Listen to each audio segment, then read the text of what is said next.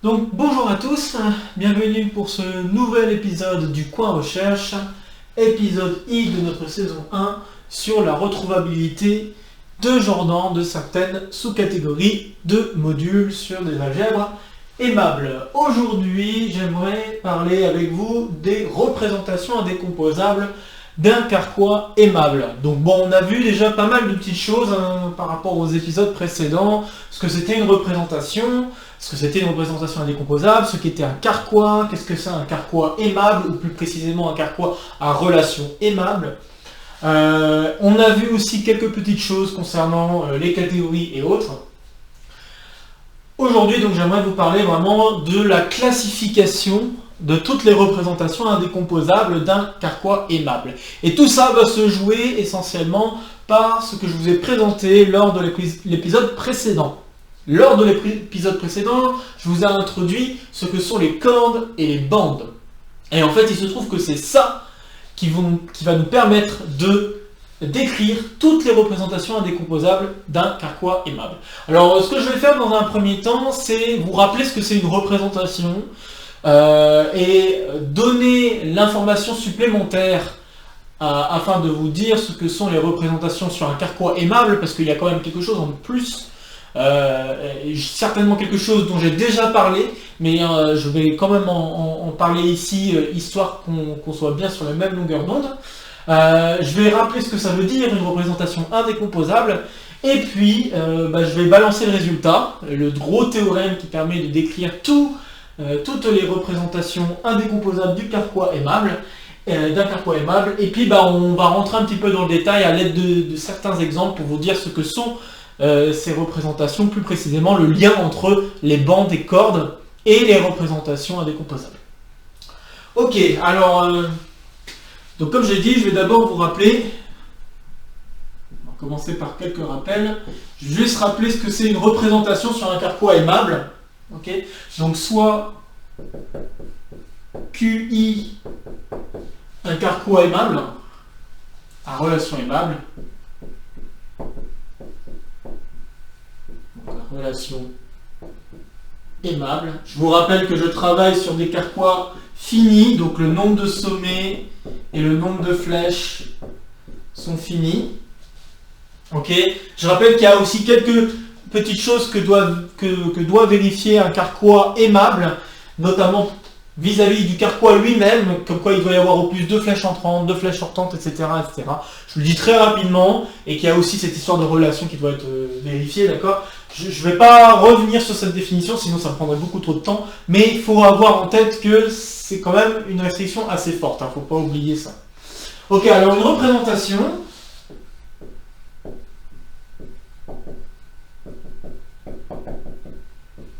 de QI sur un corps K.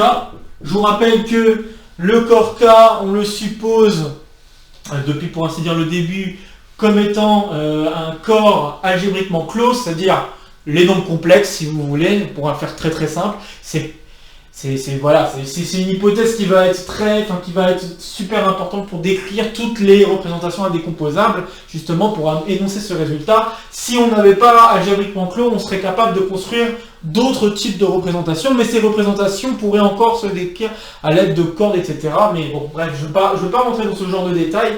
Ici, je vais essayer de faire le plus simple possible, mais à savoir que voilà, on a des hypothèses sur le corps K, donc je vais juste le rappeler ici en disant que K, c'est un corps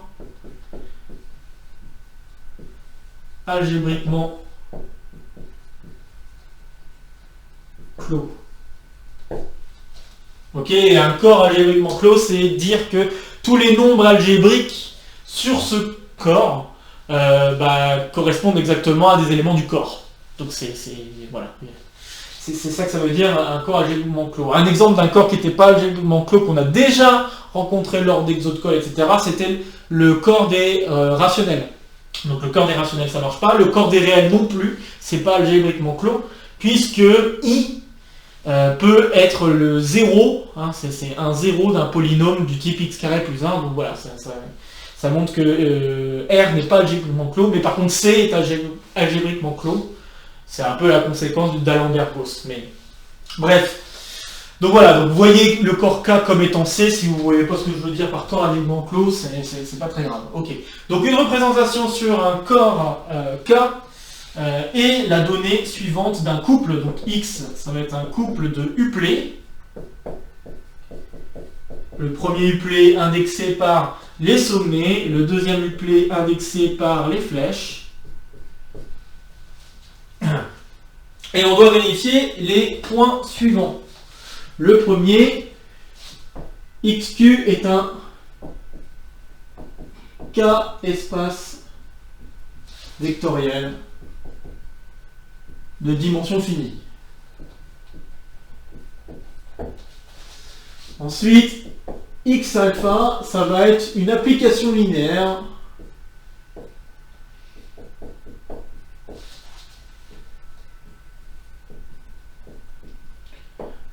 entre les espaces vectoriels du départ de la flèche, de la source de la flèche vers le but de la flèche.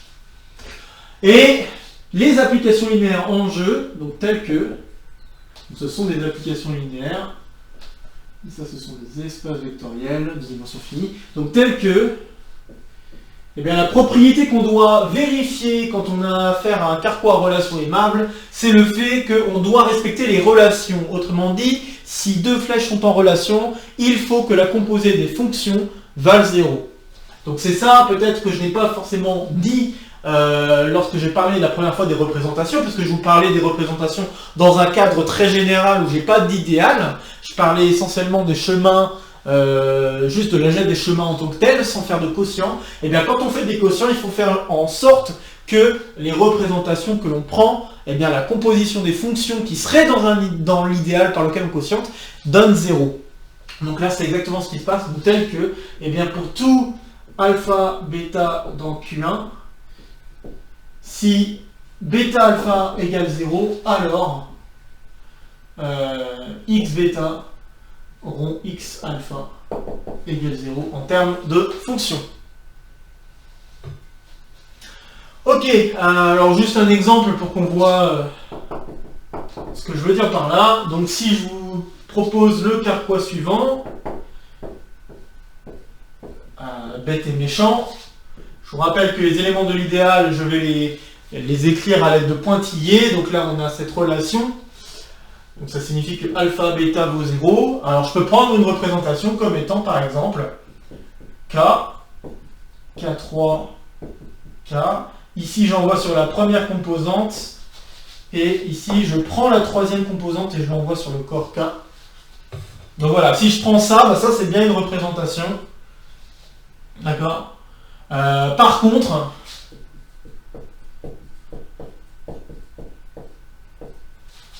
ça marche pas dans le cadre du carquois ici. Donc Q, ici c'est QI. Sachant qu'ici l'idéal est engendré par juste la composée des deux flèches.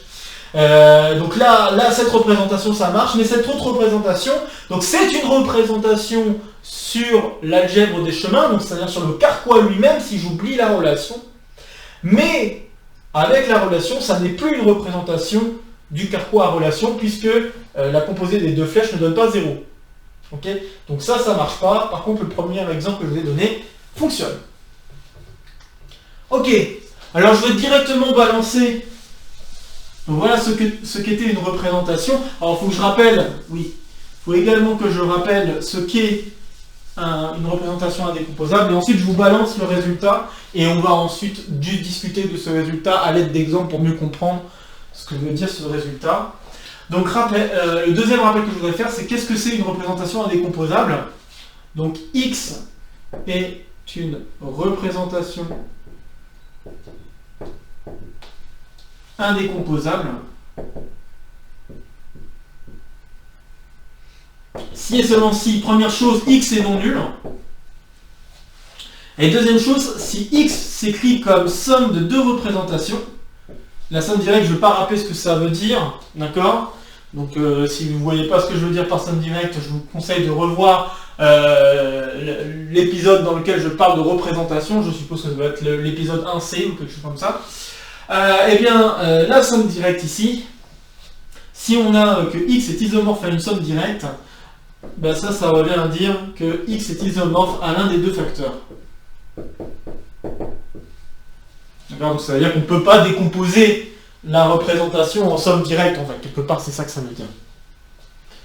Ok, donc là, par exemple, dans l'exemple que je vous ai donné, disons je vais l'appeler x, lui, eh bien x n'est pas indécomposable.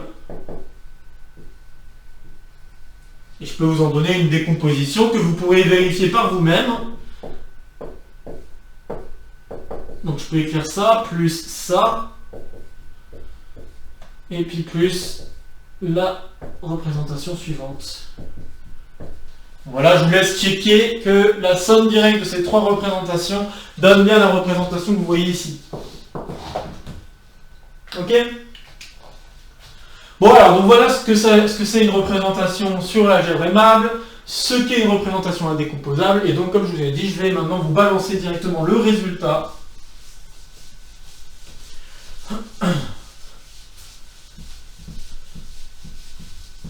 Et ensuite, on va discuter un petit peu des termes de ce résultat. Hop. Donc, c'est un théorème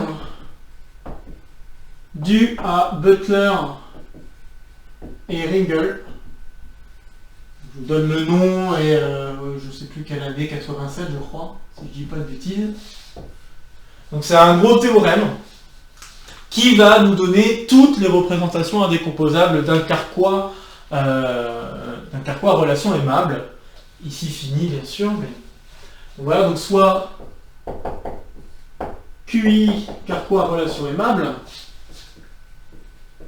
donc carquois aimable, et encore une fois fini, K algébriquement clos,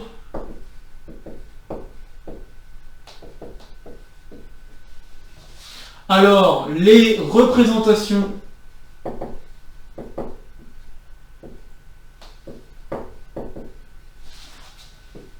de QI sur K sont les représentations cordes qu'on notera M de ρ, où ρ est une corde,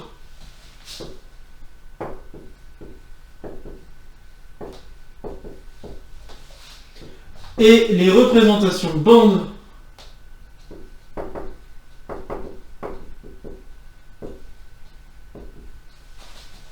M, oméga, lambda et D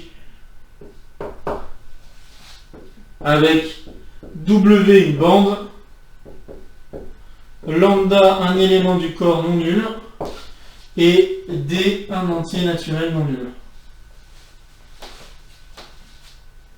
Ok, et puis bon, je vais pas tout de suite donner parce qu'il y a encore une petite suite que je dois donner sur ce résultat, parce que je dois vous montrer que les représentations que je donne forment bien des classes d'isomorphisme distinctes. Mais là je m'arrête ici parce qu'il va falloir que je vous explique ce que c'est une représentation corde et ce que c'est une représentation bande. Alors...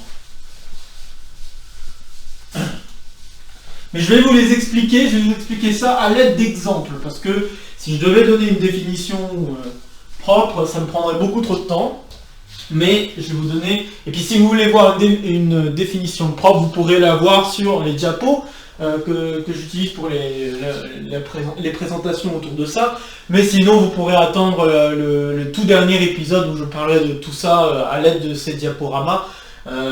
Vous verrez une définition bien propre de ce que sont ces représentations de cordes et bandes, mais je vais ici faire une définition par l'exemple, je pense que ce sera suffisant pour comprendre comment ça fonctionne. Alors, je vais faire donc un exemple ici de représentation, d'abord, représentation corde. Alors, si je prends le carquois suivant, avec la relation aimable que vous allez voir, donc j'ai deux flèches qui vont de 1 vers 2, deux flèches qui vont de 2 vers 3, je vais appeler alpha bêta, gamma, delta et flèche. Et les relations, je vais mettre gamma alpha et bêta delta. Donc I, c'est engendré par gamma alpha, delta bêta. Alors maintenant, je vais vous donner une corde. Donc soit ρ, la corde suivante. Alors la corde que je vais vous proposer, ce sera gamma moins 1, delta alpha. Donc qu'est-ce que ça veut dire? Ça veut dire je fais alpha, puis delta, puis gamma moins 1. Ok? Alors les cordes, on peut les représenter de différentes manières. Ça, j'ai peut-être dû en... Enfin, il faudrait que je vérifie, mais j'ai dû en parler lors de l'épisode précédent. Les cordes, je peux les représenter de la manière suivante. Donc là, je pars du sommet 1, je suis la flèche alpha, et toutes les flèches que je vais représenter vont pointer vers le bas. D'accord?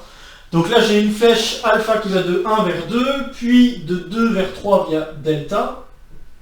Et ensuite, je remonte via gamma en le suivant au sens inverse et j'arrive au sommet 2. D'accord? Donc la corde, je peux la représenter de cette manière-là, en donnant toutes les flèches que je poursuis, etc. J'ai dû également en parler. Il est aussi possible que s'il n'y a pas d'ambiguïté sur la lecture, on peut oublier les flèches qu'on est en train de parcourir. Ici, je pense que ça paraît logique qu'il vaut mieux que j'écrive les flèches. Mais voilà, bon. Alors j'ai ça. Alors pour donner la représentation corde associée à cette corde, ce que je vais faire, c'est qu'en chaque sommet, je vais mettre une variable formelle. D'accord? Donc une variable formelle, c'est-à-dire une variable juste pour pouvoir donner des définitions, des structures. Je ne dis pas que c'est un réel ou quoi que ce soit, c'est juste une histoire de structure. Vous pouvez voir les variables que je vais donner comme des vecteurs. Ça marchera tout à fait aussi. Donc là, ce que je vais proposer, c'est de remplacer donc tous les chiffres que je vois apparaître par des lettres, et des lettres distinctes au fur et à mesure de la lecture. Donc là, le premier sommet, je vais mettre x1, alpha. Ensuite, je mets x2,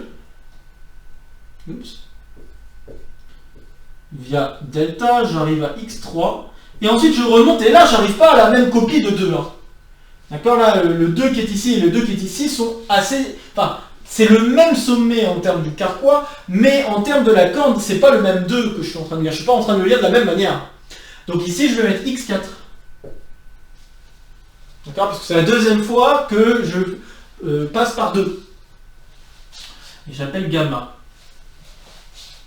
Voilà, donc de la corde, j'en arrive ici en remplaçant chaque sommet par une variable.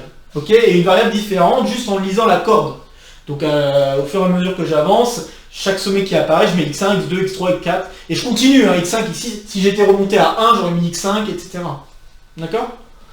Bon, alors maintenant que j'ai mis ces variables, qu'est-ce que je fais? Eh bien en fait, ce que vous voyez là, c'est déjà la représentation. Parce que ce que vous pourrez remarquer, c'est qu'en fait, les morphismes sont carrément décrits par les flèches grâce à ces variables. Vous voyez que x1 est envoyé vers x2 par la flèche alpha. Vous voyez que x2 est envoyé vers x3 par la flèche delta. Et vous avez aussi que x4 est envoyé vers x3 par la flèche gamma. Autre chose que je ne dois pas oublier, les deux variables x2 et x4 sont des variables qui sont sur le même sommet, le sommet 2.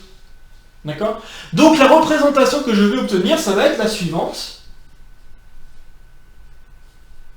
Donc je vais obtenir la représentation suivante. X qui va être, eh bien, je vais avoir l'espace vectoriel engendré par x1. La flèche bêta n'apparaît pas, donc c'est un morphisme nul. Et la flèche alpha apparaît, et la flèche alpha envoie x1 vers x2. Donc là, j'ai juste à dire x1 est envoyé vers x2. Et je prends l'espace vectoriel engendré par x2 et x4. Donc l'espace vectoriel engendré par les deux variables qui apparaissent sur le même sommet, ici le sommet 2. Puis ensuite, encore deux flèches. J'ai la flèche gamma. La flèche gamma, elle envoie x4 vers x3. Et x2 vers 0.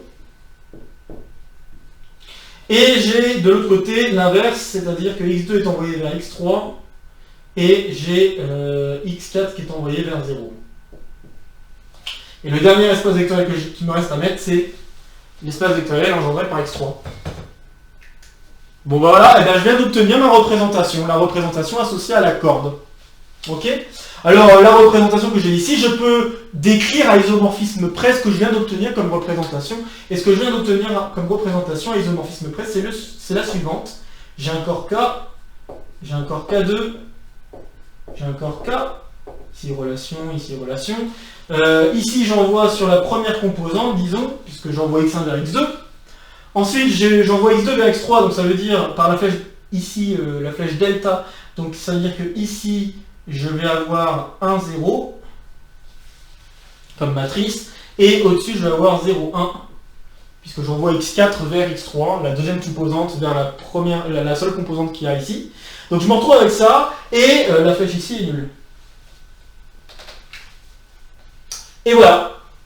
Alors une autre façon de voir ce que je viens de faire, on peut oublier le passage par les variables, si ça vous paraît peut-être un peu perturbant. On peut oublier ce passage par les variables en remplaçant tous les sommets par une copie de K, une copie du corps K. J'aurais très bien pu dire, eh bien je vais mettre une copie de K, identité, une copie de K, identité, une copie de K, identité ici, une copie de K. Et ensuite, je rassemble.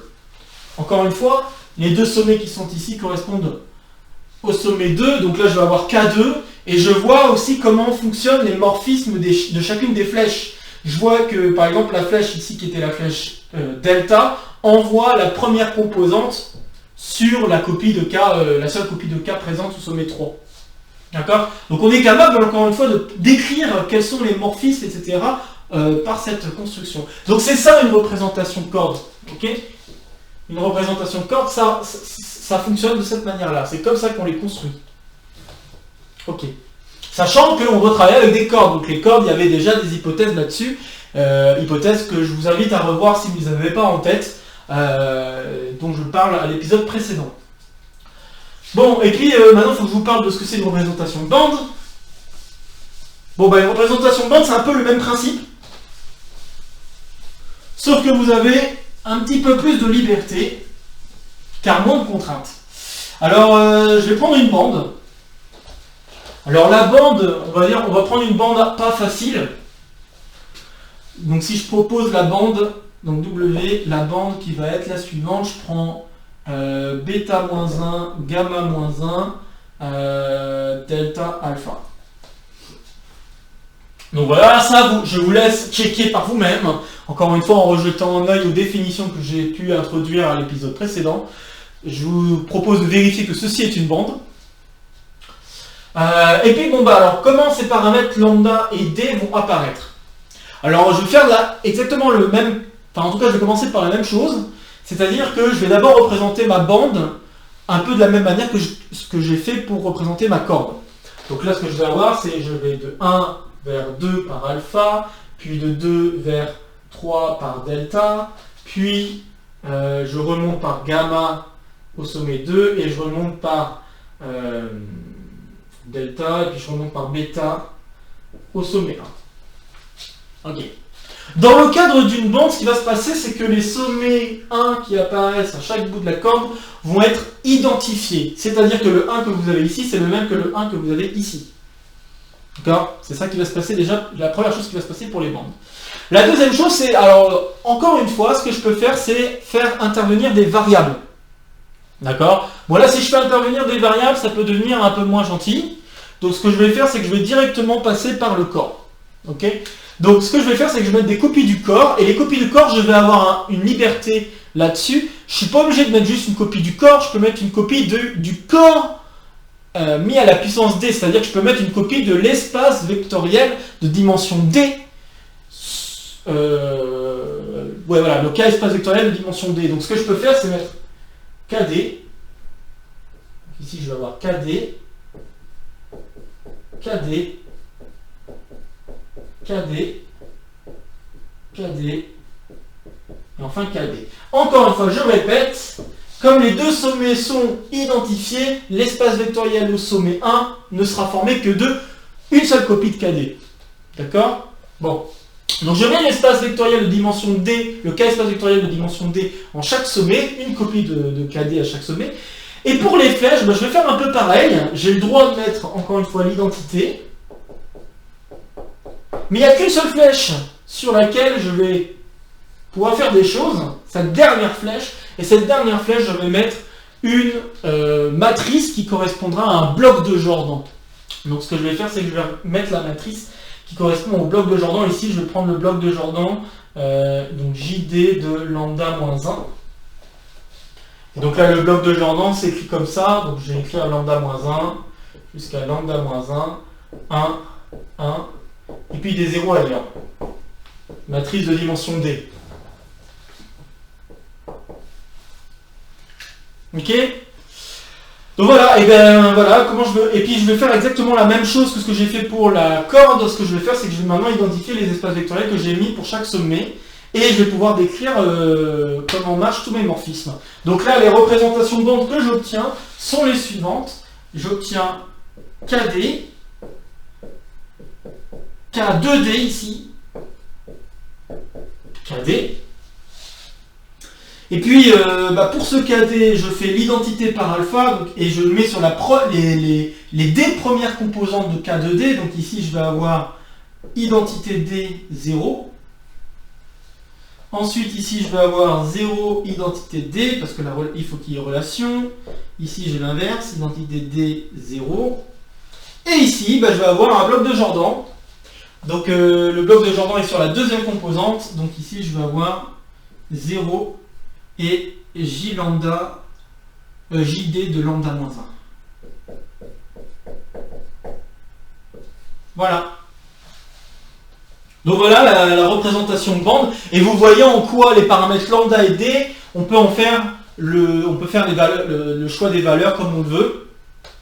Donc voilà. Et en fait, chacune des valeurs de lambda, c'est ce que je vais annoncer maintenant pour la suite de ce théorème. Chacune des valeurs de lambda donnera une représentation indécomposable différente. Et chacune des valeurs de D donnera également des représentations différentes. Ça va me permettre de revenir aussi à ce que j'avais dit, ce que j'avais fait aussi comme raisonnement dans le cadre du Kronecker, parce que il y avait quelque chose d'un peu similaire où je vous faisais remarquer que si on changeait les valeurs du scalaire par lequel on multipliait pour chacune des flèches, on se retrouvait avec une représentation différente. Donc ça va revenir exactement à la même chose, sauf que ici, on travaille avec des dimensions supérieures. C'est pas des dimensions 1, là, on travaille avec des dimensions D. Donc il peut se passer beaucoup plus de choses, et ce beaucoup plus de choses, on le représente via une forme de Jordan. Ok?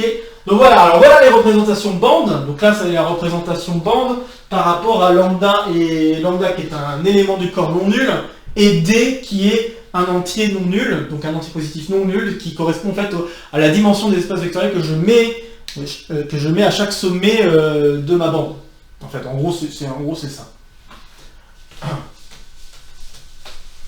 Alors maintenant, je vais juste compléter l'énoncé du théorème.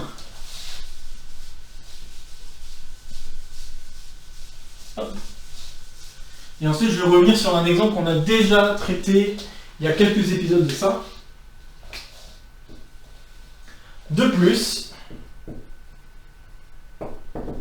eh bien, une représentation de corde n'est pas... il n'y a pas d'isomorphisme entre une représentation de corde et une représentation de bande. Donc, une représentation corde n'est pas isomorphe à une représentation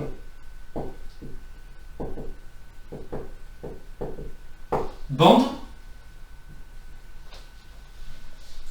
Ensuite, pour les cordes, M ρ est isomorphe à M ρ'. Si et seulement si ρ égale ρ' plus ou moins 1. C'est-à-dire que pour qu'il y ait deux cordes isomorphes, donc ça veut dire quoi? Ça veut dire que deux cordes sont isomorphes si et seulement si l'une est l'inverse de l'autre ou l'une est égale à l'autre. Et là, vous pouvez peut-être un peu mieux comprendre ce que j'avais dit lors de l'épisode précédent, où j'ai dit que j'identifiais ρ avec son inverse. On comprend mieux pourquoi je fais ça, parce que en faisant ça, je me permets d'éviter, ici on comprend encore mieux, parce que ici ça me permet d'éviter de compter en double des représentations. Donc là, là en fait, la représentation, que je lise la corde dans un sens ou dans l'autre, j'obtiens la même représentation. C'est ça que ça veut dire. Et le dernier truc, c'est entre les représentations bandes. Donc si j'ai ça, qui est isomorphe à W' lambda prime D', ben ça équivaut à dire que D égale D', et ben on va avoir plus de différentes possibilités. Si lambda égale lambda prime,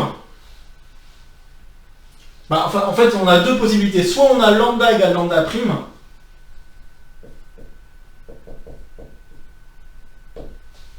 et dans ce cas-là, ça veut dire que W et W' sont conjugués.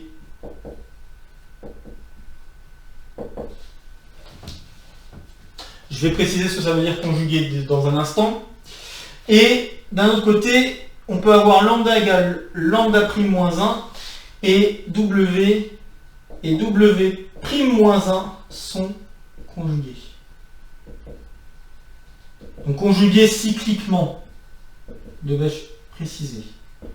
Alors qu'est-ce que j'entends par conjugué cycliquement? Tout à l'heure j'ai parlé de la bande bêta moins 1, gamma moins 1, delta alpha. Bon bah toutes les conjugaisons cycliques de cette bande, ça va être, bah, vous faites toutes les permutations cycliques de ce mot, c'est-à-dire bah, la dernière flèche devient la première, donc vous pourriez très bien avoir alpha, bêta moins 1, gamma moins 1, delta. On peut très bien avoir delta, alpha, bêta moins 1, gamma moins 1. Et on peut aussi avoir gamma moins 1, delta, alpha, bêta moins 1. Ces trois-là sont conjugués à la bande de départ. Conjugués cycliquement.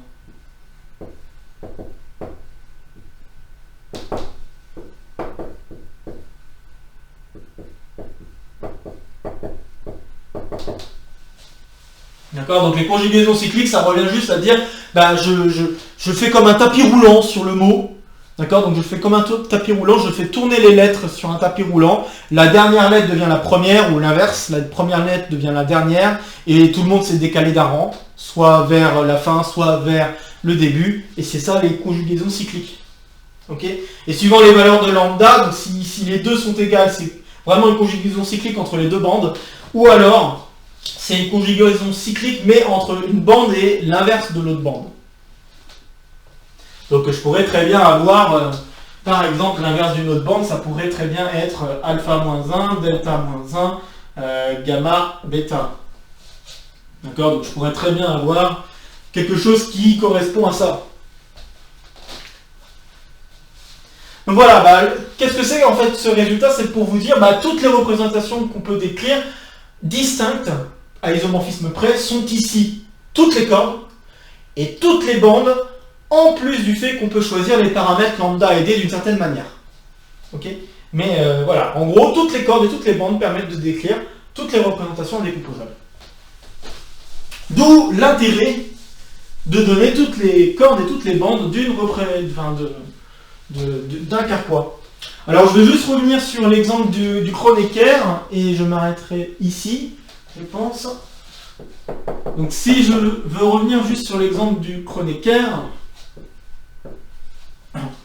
alors j'avais parlé de la chose suivante, les représentations, donc si je regardais les représentations que je mets 1 et lambda, et puis ensuite je mets une autre représentation K1 et mu, d'accord? Donc quand je mets lambda et mu, ça veut dire que je multiplie par lambda pour passer de l'élément du corps ici vers l'élément du corps ici, et de l'autre côté ici je multiplie par mu, ok?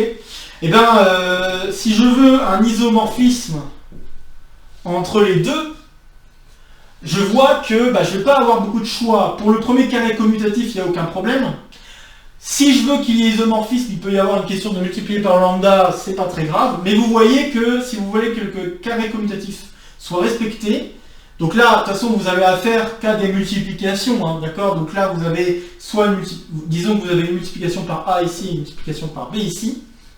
Si vous suivez votre carré commutatif, vous avez que A fois mu doit être égal à lambda fois B, si je suis les carrés commutatifs. Et puis voilà, bah après si vous voulez des isomorphismes, il faut que A et B soient non nuls, etc.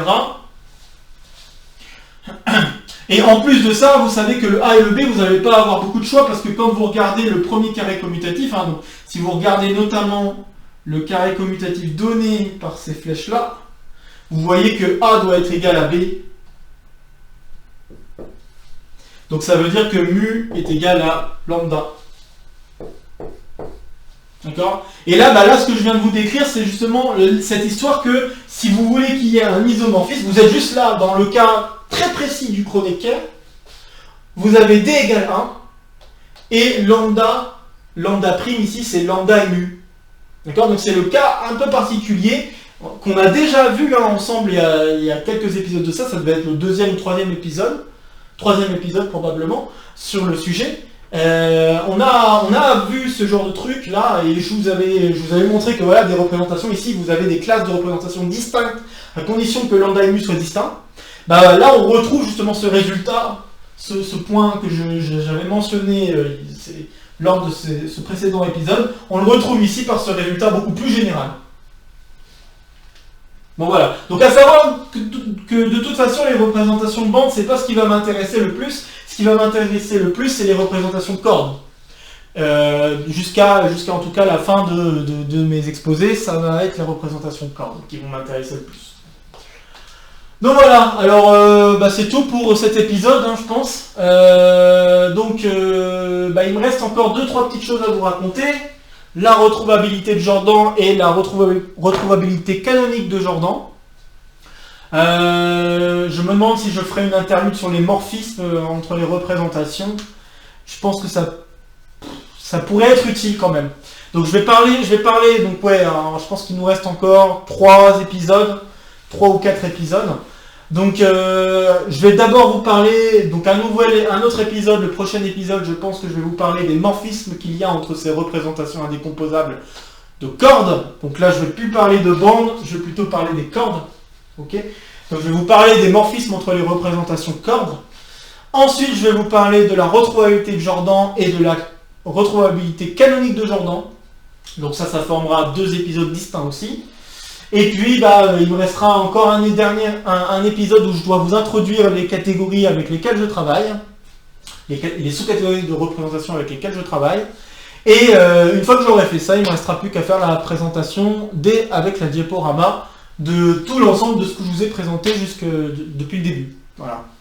Depuis le début, puis enfin donner les résultats que j'ai pu trouver sur ce sujet et dont l'article ne devrait plus trop tarder. Alors oui, j'avais dit qu'en septembre il devait sortir, etc. Malheureusement, beaucoup de modifications ont dû être faites et il y a eu beaucoup de choses aléatoires qui ont fait que il a fallu revoir, relire, revoir, corriger, etc. Donc évidemment, bon, ça prend beaucoup plus de temps que prévu, mais cet article va arriver hein, dans les prochains mois. J'ose espérer d'ici le mois prochain, mais peut-être d'ici le dernier épisode, on peut espérer.